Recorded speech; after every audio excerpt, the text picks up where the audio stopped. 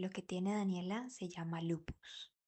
Recuerdo que nos dijo el doctor a mis papás y a mí en el consultorio después de revisar mis exámenes de laboratorio. Sentí la mano helada de mi papá en mi hombro derecho y llegaron muchos pensamientos y emociones revueltas en un segundo mientras asimilaba bien lo que estaba escuchando. Mi abuela paterna había fallecido por esa misma condición de salud hace muchos años. Sentí miedo, incertidumbre, pensé en qué seguía ahora para mí, pensé en qué podía estar sintiendo mi papá al saber que ahora su hija tenía el mismo diagnóstico de su mamá, que precisamente no pudo acompañarlo en su vida por esa condición. Recuerdo muy bien que ese día yo consolaba a todos en mi casa, a mis papás y a mi hermano. Les decía que todo iba a estar bien, mientras todos lloraban y se sentía una energía de mucha incertidumbre y mucho miedo en la casa. ¿Y por qué te cuento todo esto? Porque aquí hay implícito un detalle muy importante del que te quiero hablar hoy, el reprimir nuestras emociones.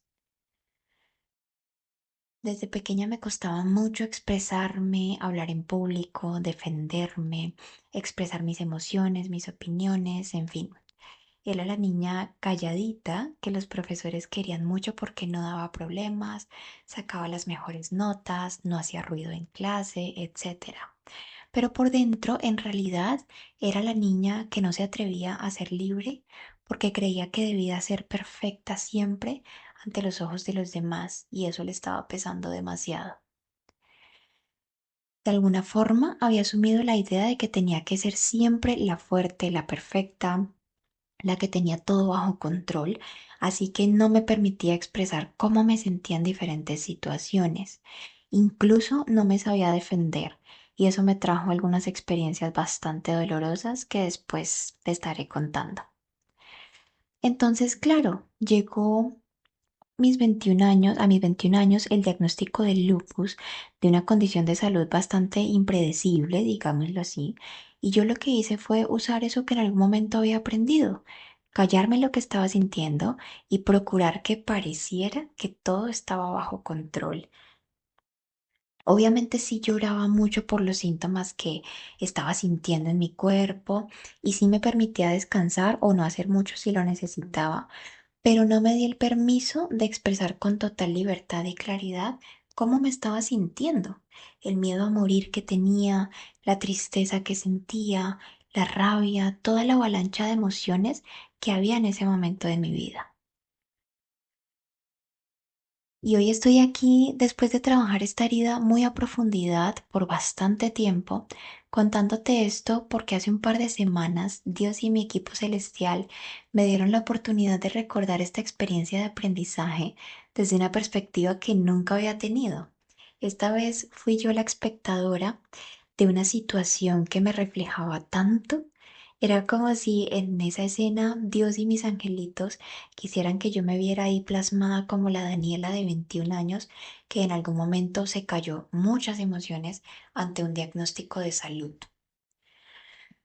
Pasó un día que fui a conocer, a acompañar a mi novio a una cita médica en el centro de salud y tuve la oportunidad de que nos sentáramos en otras sillas, pero por alguna razón decidí que nos sentáramos en unas sillas que estaban un poco más al fondo, en la sala de espera, junto a una señora de aproximadamente unos 60 o 70 años, y nos sentamos ahí mientras llamaban a mi novio para atenderlo en su cita de control. Y hasta ahí todo normal. De repente me di cuenta de que la señora era esperando a su hija y a su nieto que estaban en una cita con la pediatra del niño. Era un niño de aproximadamente 8 o 9 años. Recuerdo que tenía su uniforme de colegio puesto, asumo que para irse al colegio apenas saliera de su cita médica. Y ellos fueron llegando, la mamá y el niño, a donde estaba la señora que estaba a mi lado. Y la mamá del niño traía cierta cara de preocupación. Como yo estaba al lado de ellos, alcanzaba a escuchar un poco lo que hablaban. La señora preguntaba qué había dicho el médico.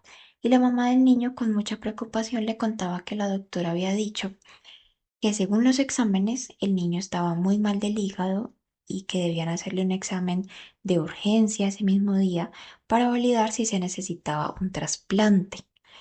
La abuela y la mamá del niño lloraban angustiadas claramente por el diagnóstico, mientras el niño simplemente en una silla que estaba frente a ellas las miraba de reojo mientras se forzaba a distraerse con un videojuego en su celular. Su abuela le tomaba la manito y le daba palabras de motivación y él solo la miraba con una medio sonrisa en su carita y le decía él a ella que todo iba a estar bien. Justo la frase que yo le dije a mi familia en ese momento del diagnóstico del lupus, cuando en realidad necesitaba ser yo la que me permitiera sentir miedo y no la que consolara a los demás en medio de esa noticia.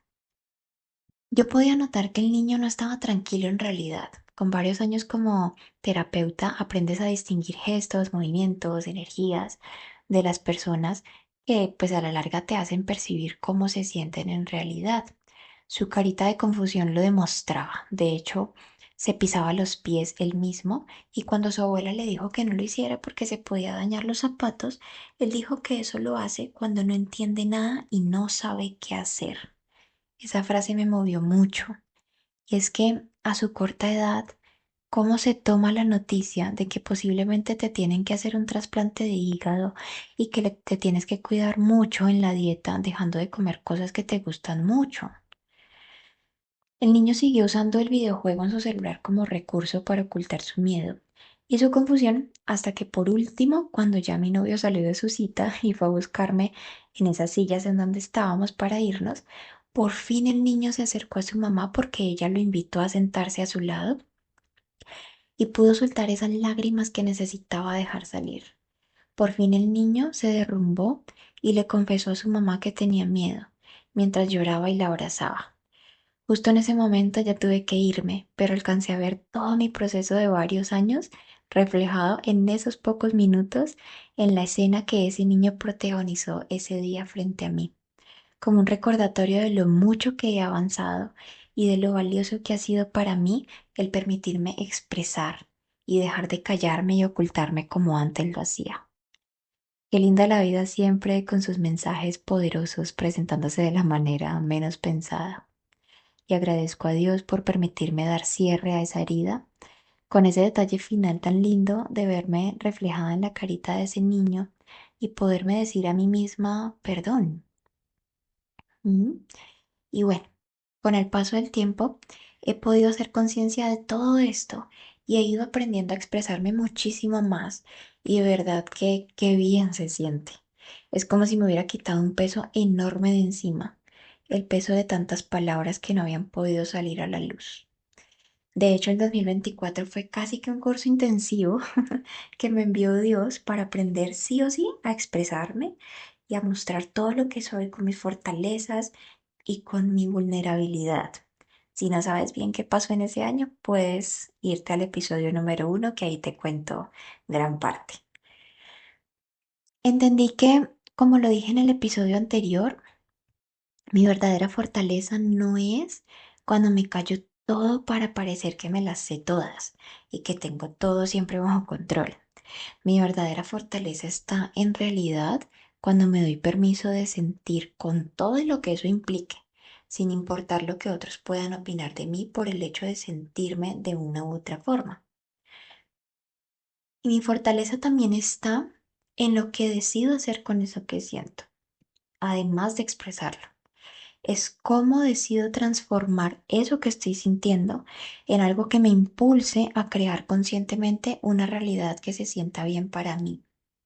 No se trata de sentir y quedarme para siempre hundida en ese dolor, en esa rabia, en ese miedo, etcétera, sino más bien de atravesar eso que estoy sintiendo con la intensidad con la que venga, pero luego darme también el permiso de salir de ahí porque entiendo que no soy esa rabia, ese dolor, etcétera.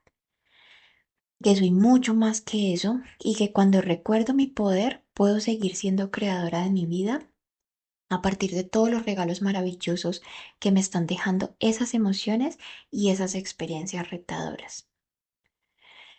Se trata de recordar siempre que tus emociones están ahí para moverte, su mismo nombre lo dice, no para hundirte. Y es ahí cuando recuperas tu poder porque dejas de malgastar tu fuerza y tu energía en hacer todo lo posible por retener eso que estás sintiendo o que estás pensando. Haz de cuenta como cuando quieres cerrar una caja que está rebosada de cosas y te toca hacer mucha fuerza para mantenerla cerrada, tal cual, sino que más bien empiezas a canalizar toda esa energía en vez de forzarte a cerrar esa cajita. Usas toda esa fuerza, toda esa energía hacia tu capacidad de crear nuevos escenarios para ti. ¿Mm? ¿A partir de qué? A partir de la información que tus emociones te están dando. ¿Listo? Y bueno, ya para ir cerrando, quiero que tomes esta breve historia como una señal o un recordatorio de que tú no mereces mantenerte oculta, que no mereces tener prohibido sentir, que tú mereces ser libre y que cada pedacito de lo que eres en diferentes temporadas y circunstancias de tu vida es valioso y merece su lugar en tu vida. Porque a la larga eso es lo que te hace ser tú, eso es lo que te hace diferente a los demás. Y todos esos pedacitos de ti son los regalos que Dios te ha dado para venir a disfrutar esta vida y crear un camino donde encuentres tu propio significado de felicidad. Así que si sientes que en este momento eres como era yo y también tienes miedo de expresar lo que sientes por pensar en qué irán a decir los demás acerca de ti, esta es tu señal y tu recordatorio para que dejes de hacerte daño, para que te empieces a cuestionar si de verdad está mal sentir, si de verdad necesitas ocultar lo que sientes, si de verdad es peligroso expresar lo que sientes, para darte cuenta de que en verdad nunca fue así y que a partir de ahora puedes darte el permiso de hacerlo distinto, darte permiso de ser en todo el sentido de la palabra, con todo y lo que por mucho tiempo viste como debilidad. Es tu momento de reclamar tu libertad. Es tu momento de validar todo lo que eres y recuperar tu libertad de expresar lo que eres, sientes y piensas. Recupera tu voz, recupera tu expresión, recupera tu poder. Nos escuchamos en un próximo episodio de Recordando tu Poder.